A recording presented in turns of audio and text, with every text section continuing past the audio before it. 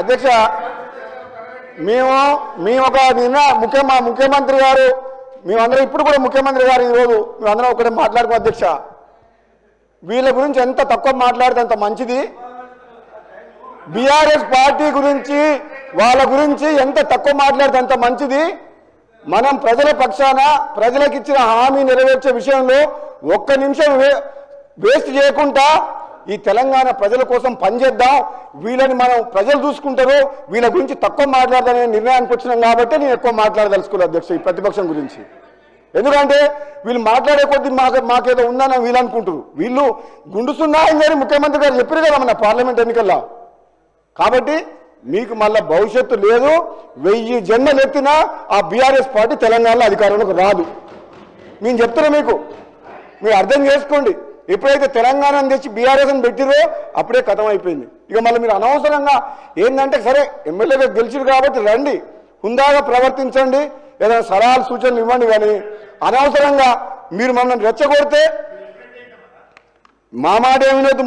మీరు కేసీఆర్ కుటుంబ సభ్యులు మాకంటే ఎక్కువ తెలియకలేదు. మేము ప్రజల పక్షాన మాట్లాడుతున్నాం అధ్యక్ష. ఇచ్చిన హామీలు నెరవేర్చే పనిలో మా ప్రభుత్వం పనిచేస్తుంది అధ్యక్ష.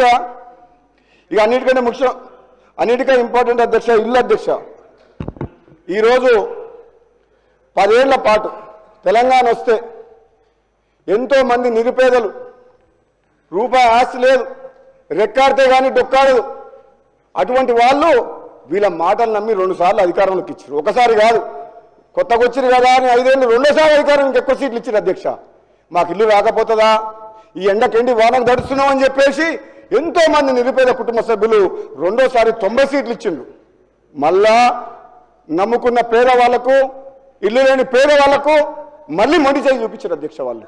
కానీ ఈసారి మాత్రం ఈ చెయ్యి, అన్నం పెట్టే చెయ్యి ఈ కాంగ్రెస్ పార్టీ ఎవరి కోసమైతే అధికారంలోకి వచ్చిందో, ఎవరి కోసమైతే పనిచేస్తుందో తప్పకుండా ఈ నిరుపేద కుటుంబాలకు ఇల్లు కట్టిస్తాం అధ్యక్ష. ఈరోజు హౌసింగ్ మినిస్టర్ పొంగులేటి శ్రీనివాసరెడ్డి గారి నాయకత్వంలో, ముఖ్యమంత్రి గారి నాయకత్వంలో మేము ప్రణాళికలు చేపట్టినాం. తప్పకుండా గ్రామాల్లో ఎవరైతే అర్హులైన నిరుపేదలకు తప్పకుండా స్థలం ఉండి, మొదటి ఫేజ్లో స్థలం ఉండి ఇల్లు లేని వ్యక్తులకు మాత్రం ఈ సంవత్సరం, వచ్చే సంవత్సరం, రాబోయే రోజుల్లో తప్పకుండా ఇల్లు కట్టిస్తాం అధ్యక్ష. అందుకనే అధ్యక్ష మీ ద్వారా ఒకటే అడుగుతున్నా,